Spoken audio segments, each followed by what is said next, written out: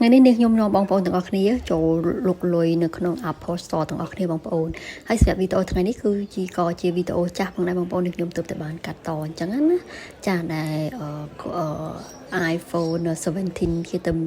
ចេញដំបងបងប្អូនចានេះខ្ញុំចូលទៅក្នុង Apple Store ចាអត់មានទិញទេបងប្អូនអើយគាត់ទៅចូលទៅថតជូនបងប្អូនទស្សនាអញ្ចឹងណាតា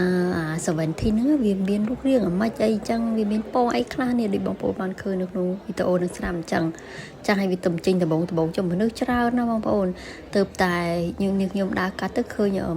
រៀងមានមនុស្សតិចអាចបញ្ជាចូលបានក៏បញ្ជាចូលដើម្បីថតជូនបងប្អូនទស្សនាអញ្ចឹងណាឥឡូវគេចិត្តចេញ18ទេនេះខ្ញុំទៅបានកាត់ថតវីដេអូ17ជូនបងប្អូនទស្សនាចាហើយនេះក៏ជានេះខ្ញុំមើលទៅក្នុង detail ក្នុង17 Pro Max អីអញ្ចឹងណាបងប្អូនចាហើយវាមានពណ៌អីដូចនេះខ្ញុំបានបង្ហាញក្នុងវីដេអូអញ្ចឹងចាបងប្អូនអាចតាមដានវីដេអូដែលនេះខ្ញុំបានបង្ហាញដូចទៅចាហើយសម្រាប់តម្លៃហ្នឹងក៏គេមានដាក់ទៅលើនឹងស្រាប់តែម្ដងចាហើយតម្លៃចាប់ពីម៉ានដល់ម៉ានហើយយើងចង់បាន capacity វាប្រហែលគឺតម្លៃវាតាមដល់អញ្ចឹងណាបងប្អូនដូច512មកតេ2តេអីអញ្ចឹងទៅទៅតាមហ្នឹងហើយចាតម្លៃគេគឺគេដាក់ស្រាច់អញ្ចឹងតែម្ដងហើយនេះគឺជា Apple Store នៅខាង Adelaide យើងខ្ញុំបងប្អូនហើយតោះបងប្អូនឥឡូវសម្រាប់គិតមិនដែរយកមួយណាយកពណ៌អីគេឬមួយក៏ចាំយក18តែម្ដងឥឡូវ18ចិត្តចេញណាបងប្អូន